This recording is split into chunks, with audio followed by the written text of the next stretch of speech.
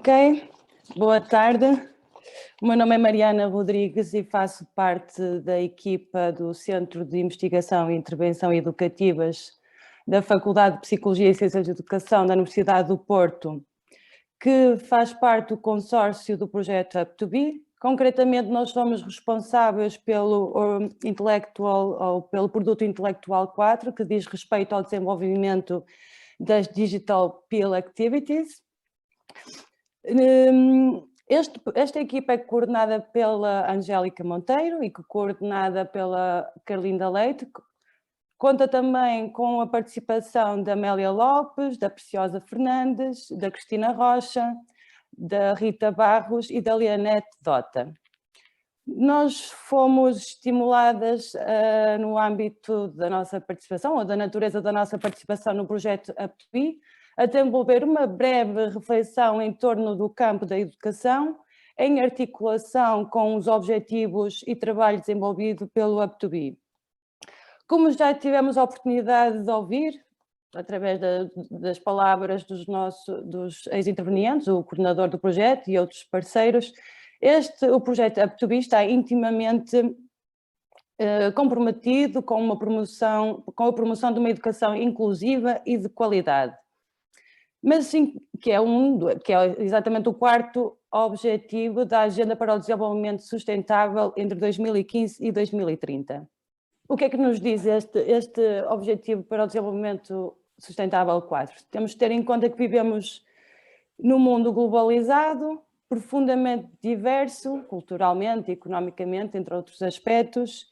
e fortemente marcado pelo desenvolvimento tecnológico, que de alguma forma vem trazer, ou vem influenciar ou condicionar várias dimensões da nossa vida, nomeadamente o mercado de trabalho.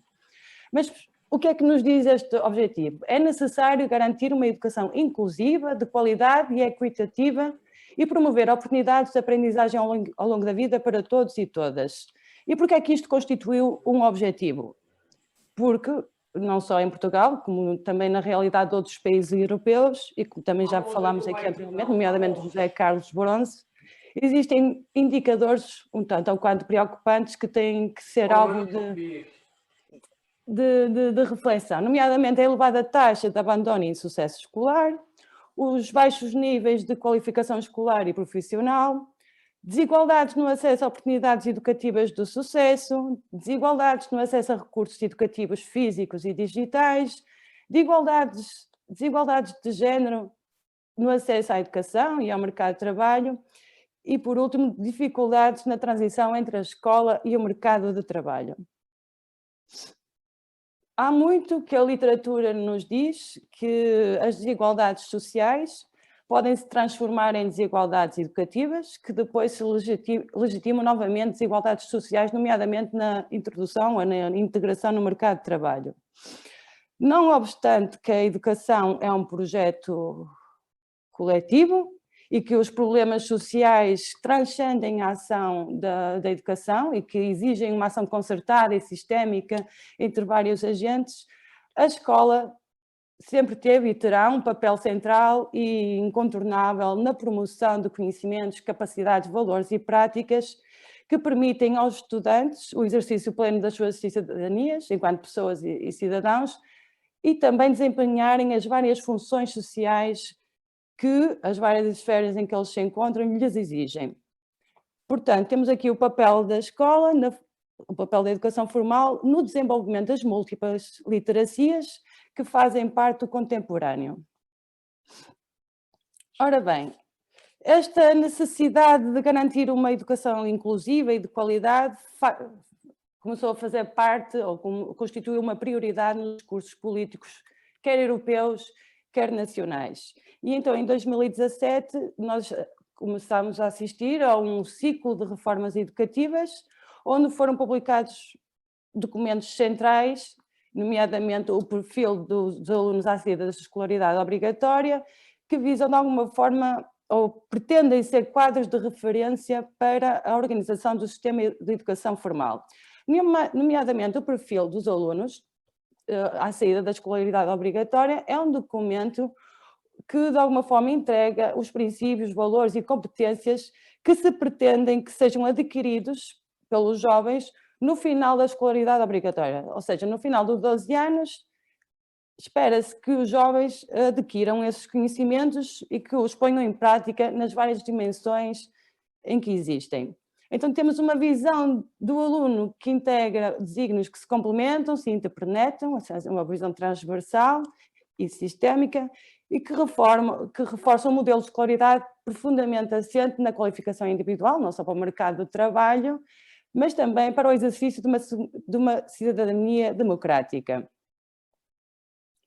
Este documento, o perfil dos alunos, serviu de base para outros tantos, nomeadamente a Estratégia Nacional de Educação para a Cidadania, que eu não vou estar aqui a descortinar muito, porque nomeadamente a nossa colega da Bulgária e da Terras Dentro teve aqui a especificar quais são os domínios e os propósitos da educação para a cidadania aqui e agora,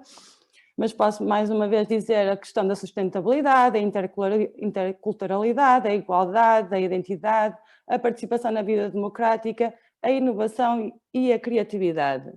Este documento, de alguma forma, veio estipular como é que a educação para a cidadania deve ser integrada no sistema de educação formal. Ela será com base em 3 abordagens complementares,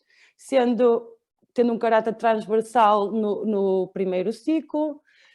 assumindo-se como uma unidade curricular disciplinar no segundo e terceiro ciclo da educação básica, e depois também como uma componente transversal que é levada a cabo com o apoio de todas as disciplinas ao nível do secundário.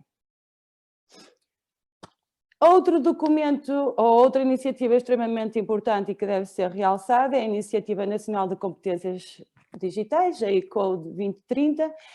que, partindo do pressuposto que Portugal apresenta um nível de capital humano digital que é consideravelmente inferior à média europeia, importa investir no desenvolvimento digital do país. Então, esta iniciativa tem exatamente essa premissa, generalizar a literacia digital, com vista ao exercício pleno da cidadania e à inclusão numa sociedade com práticas cada vez mais desmaterializadas. Não é? Hoje em dia vivemos num mundo híbrido, em que as barreiras entre o físico e o digital são cada vez mais esbatidas, mais fluídas, e as pessoas exercem múltiplas funções nesta duplicidade do físico e do real. Devemos também, outra das premissas é estimular a empregabilidade e a capacitação profissional em tecnologias e aplicações digitais. Como eu tinha dito anteriormente, este desenvolvimento tecnológico está a trazer um profundo impacto para o mercado de trabalho e para a forma como as pessoas trabalham e para os próprios trabalhos disponíveis, e é preciso que a educação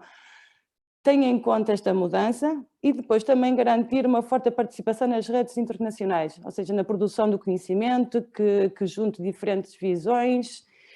e na produção de novos conhecimentos nesta área que está em profunda emergência. Ok, e então o que é que são estas competências digitais? São essenciais não apenas para o desenvolvimento e o crescimento económico, né? Estão intrinsecamente ligadas ao mercado de trabalho, à empregabilidade, mas também tem uma ligação muito forte a esta questão da cidadania, porque o digital veio alargar o campo onde onde os cidadãos podem participar, ou seja, permitir o pleno exercício da cidadania, o bem-estar e, mais uma vez, a inclusão de todos e de todas neste desenvolvimento e neste processo que se vive aqui agora. Eu queria salientar neste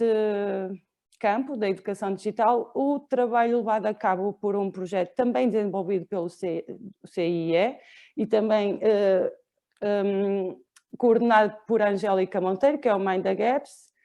Este projeto recentemente publicou um handbook que aconselho vivamente a consultarem, onde terão muita informação útil, nomeadamente onde poderão conhecer as componentes ou as dimensões da cidadania digital, nomeadamente a sua componente cognitiva, que envolve comunicação, julgamento, capacidade de tomada de decisão, o pensamento crítico e concentração, aprendizagem, tem uma componente emocional, a questão da dignidade, da tolerância, consciência, responsabilidade. Peço desculpa, está aqui um erro, estão aqui duas dimensões a mais, e tem também uma componente comportamental, a questão da participação, da regulação, a consciência, a conformidade com as leis e regulações e o desenvolvimento do envolvimento. Este handbook está disponível online e pode ser descarregado gratuitamente. Se quiserem aprofundar mais de perto esta questão da educação para a cidadania digital. Ora bem, tal como aconteceu com o projeto App2B, em que havia já uma necessidade de introduzir as questões digitais em 2018, digamos que a pandemia veio de alguma forma acelerar a introdução das tecnologias digitais nas nossas vidas, não só na forma como nós interagimos uns com os outros, mas também na forma como trabalhamos. E então esta realidade que é perene e existe aqui agora trouxe ou reforçou algumas fragilidades do sistema educativo, que nós já as conhecíamos, mas também trouxe e fez emergir novos desafios que, mais uma vez, convocam a escola, o sistema de educação formal, para a sua resolução. E então o que é necessário fazer, ou o que é que nós temos que ter em conta para promover uma educação inclusiva e de qualidade no século XXI, tendo em conta as características sociais que existem aqui e agora? Nomeadamente, adequar a oferta educativa à demanda do mercado de trabalho. Ou seja, a digitalização das relações, o facto de cada vez as pessoas mais interagirem online, as interações económicas acontecerem na internet, é preciso que a escola, de alguma forma, ouça o mercado de trabalho e perceba quais são as demandas em termos de competências digitais. É também necessário alinhar os processos de desenvolvimento do currículo com os princípios da justiça social, ou seja, voltar a olhar para os conteúdos, voltar a analisar, rever, mudar e alinhar com o que é necessário e é exigido à escola contemporânea. Distribuir adequadamente as infraestruturas e recursos tecnológicos no território. Mais uma vez a questão da desigualdade. Nós sabemos que o território português é um território que apresenta diversidade entre si, nem todas as regiões têm as mesmas capacidades e recursos, e então é preciso garantir que os jovens, os estudantes que residem nestas localizações com diferentes recursos e oportunidades, não fiquem à margem, não sejam excluídos deste desenvolvimento e destas oportunidades educativas. É preciso ter atenção e tentar colmatar estas desigualdades que existem, e nós já as identificamos há algum tempo, no território, e de que isto de alguma forma não tenha repercussões negativas nos processos e nas oportunidades educativas dos jovens.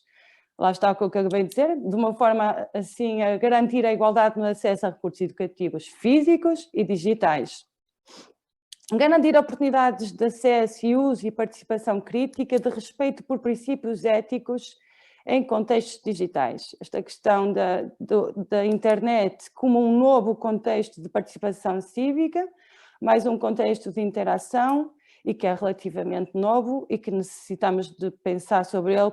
quais são as normas, quais são as regras, como é que nós, seres humanos, devemos interagir. E então, mais uma vez, faço menção ao handbook do Mind the Gaps, em que terão a oportunidade de ler sobre este assunto, e foi um trabalho que resultou de uma equipa interdisciplinar, com visões de pessoas de vários países, e que ocupam diferentes posições e têm diferentes experiências.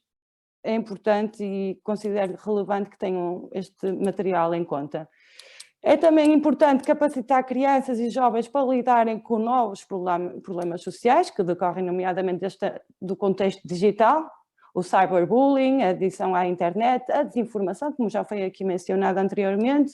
e a perda de privacidade. É necessário capacitar os jovens para conseguirem lidar com estes problemas e conseguirem encontrar uma resposta